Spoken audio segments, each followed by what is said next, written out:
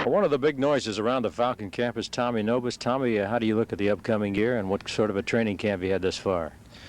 Well, I tell you what, this is a big year. I think it's going to be a big year for us. There's going to be a big improvement, and of course, this is what we're all working for here at training camp. And I tell you, from what the work and from what has been accomplished here at this camp, I really have a lot of confidence that there's going to be a definite change, and there's going to be some ball games won in Atlanta.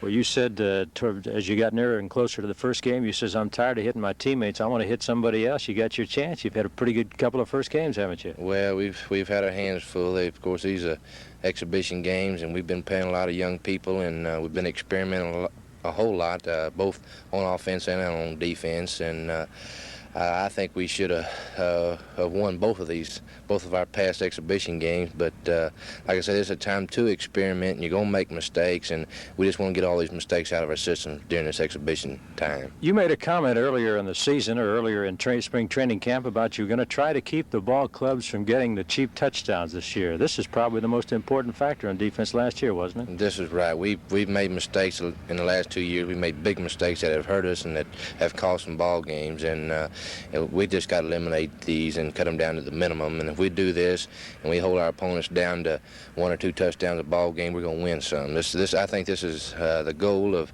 our defensive ball club this year, to cut down on mistakes and not to give them the cheap one. And if we do this, we're going to hold the score down, and we're going to be dependent on our offense to come through. Looks like from looking at the lineup, you got a little more help on that defensive outside this year too.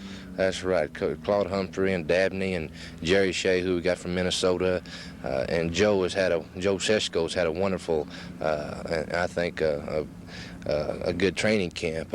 These boys have been working. I think this work is going to pay off, and it's really going to help us.